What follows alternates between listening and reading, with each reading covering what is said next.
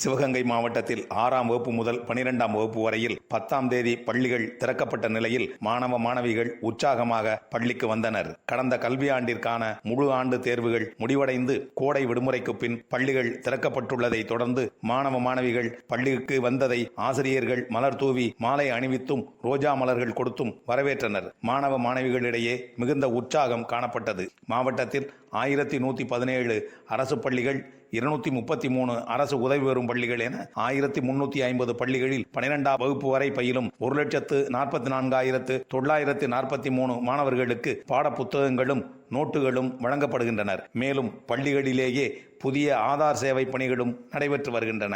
அதன் அடிப்படையில் புதிய ஆதார் பதிவு செய்வதில் 8,846 மாணவர்களும், புதுப்பித்தலில் 47,469 மாணவர்களும் பள்ளிகளில் நடத்தப்படுகின்ற முகாம் வாயிலாக பயன்பெறுகின்றனர். இம்மாவட்டம் கல்லல் அருகே உள்ள கத்தப்பட்டு கிராமத்தில் மாவட்ட செய்தித்துறை சார்பாக சுதந்திர போராட்ட வீரர் வாழுக்கு வேலி அம்பலத்தின் பிறந்தநாள் விழா அரசு விழாவாக கொண்டாடப்பட்டது. 2ஆம் ஆண்டாக கொண்டாடப்படும் இவ்விழாவில் மாநில கூட்டுறவுத்துறை அமைச்சர் KR பெரியகருப்பன், மாவட்ட ஆட்சியர் ஆஷா அஜித் ஆகியோர் பங்கேற்று அன்னாரின் திருவுருவ சிலைக்கு மாலை அணிவித்து மரியாதை செலுத்தினர். மாவட்டத்தில் குழந்தை தொழிலாளர்களை பள்ளியிலிருந்து விடுவித்த வகையில் மாநில அளவில் இம்மாவட்டம் முதலிடத்தை பெற்றதற்கான விருதினை பெற்றுள்ளது.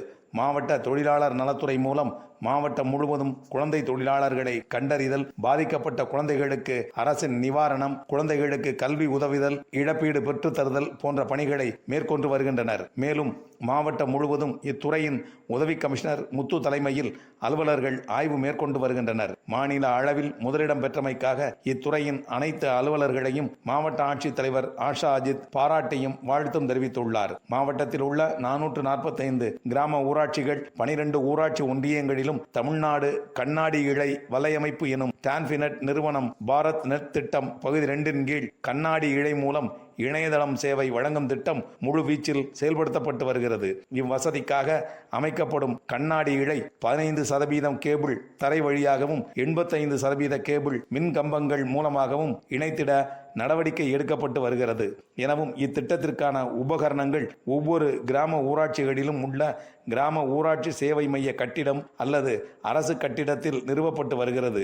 இத்திட்டத்திற்கான உபகரணங்கள் கிராம ஊராட்சி சேவை மையத்தில் பாதுகாத்திட சம்பந்தப்பட்ட கிராம ஊராட்சி கவனித்துக் கொள்ளவும் அறிவுறுத்தப்பட்டுள்ளது. மாவட்டத்தில் உள்ள நிலங்களின் சர்வே எண்ணின்படி அந்தந்த நிலத்தின் சந்தை வழிகாட்டி மதிப்பினை சீரமைப்பது தொடர்பாக சொத்துக்களின் சந்தை மதிப்பு வழிகாட்டி தயாரிக்க, விலை மதிப்பீடு செய்தல், அதை வெளியிடுதல், திருத்தி அமைக்க மதிப்பீட்டு குழு ஏற்படுத்துதல் போன்றவற்றிற்காக மைய மதிப்பீட்டு குழு நிர்ணயம் செய்த கோட்பாட்டிற்கு இணங்க மாவட்டத்தில் உள்ள வருவாய் கிராமங்கள் வாரியாகவும் சர்வே எண்ணின்படி சந்தை மதிப்பிற்கான விலைப்பட்டியல் வழிகாட்டு பதிவேடு தயாரிக்கப்பட்டுள்ளது. இப்பதிவேடு பட்டியல் அந்தந்த வட்டாட்சியர் மற்றும் பத்திரப்பதிவு சார்பதிவாளர் அலுவலகங்கள் உள்ளிட்ட முக்கிய அரசு அலுவலகங்களில் வெளியிடப்பட்டுள்ளது. இப்பட்டியலின் மீது பொதுமக்களுக்கு ஏதேனும் ஆட்சேபனை மற்றும் கருத்துக்களை ஆட்சியர் அலுவலகத்தில் நேரிலோ தபால் வாயிலாகவோ தெரிவிக்கலாம் எனவும் கூறியுள்ளனர். தேசிய சட்டப்பணிகள் ஆணையத்தின் உத்தரவின்படியும் தமிழ்நாடு மாநில